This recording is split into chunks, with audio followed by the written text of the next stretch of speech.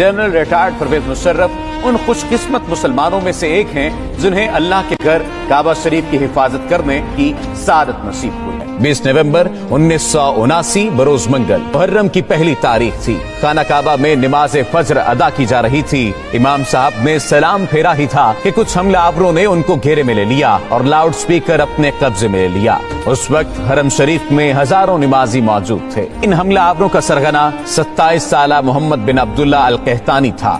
اس نے loud speaker پر اعلان کیا کہ وہ اس صدی کا امام مہدی ہے۔ محمد بن عبداللہ القحطانی 500 ساتھیوں سمیت خانہ کعبہ پر حملہ آور ہوا تھا اور حرم پاک میں داخل ہونے کے بعد تمام دروازے بند کر دیے۔ مقام ابراہیم علیہ السلام کے قریب جا کر اسلحے کے زور پر دہشت پھیلانا شروع کر دی۔ یہ خبر جنگل میں آگ کی طرح پوری دنیا میں پھیل گئی۔ تب سعودی فرمانروا شاہ خالد نے خانہ کعبہ کے دفاع کے لیے پاکستانی حکومت سے رابطہ کیا اور کہا کہ پاک فوج بیت اللہ کا دفاع کرے۔ ایس ایس جی کے کمانڈوز پر مشتمل ایک خصوصی دستہ ترتیب دیا گیا۔ ایس ایس جی کے ان کمانڈوز کی قیادت ایک میجر کو سونپی گئی۔ اس کا نام میجر پرویز مشرف تھا۔ جب پاکستانی کمانڈوز کا یہ دستہ حرم پاک پہنچا تو اس وقت دہشت گردوں کے قبضے کو 1 ہفتہ ہو چکا تھا۔ یہاں پر معاملہ کچھ مختلف تھا کیونکہ بات خانہ کعبہ کی حرمت کی تھی۔ ایس ایس جی کے کمانڈوز نے حرم پاک کا کیمروں کی مدد سے جائزہ لیا، دہشت گردوں کی پوزیشن کو مارک کیا اور حکمت عملی بنانا شروع کر دی۔ میجر پرویز مشرف نے سعودی حکام سے کہا کہ مسجد حرام کے صحن میں پانی چھوڑ دیا جائے اور کمانڈوز کو ہیلی کاپٹر کے ذریعے مسجد کی چھت پر اتارنے کی اجازت دی جائے۔ اجازت ملنے کے بعد ایس ایس جی کے کمانڈوز کا اصل ایکشن شروع ہوا۔ ایک طرف مسجد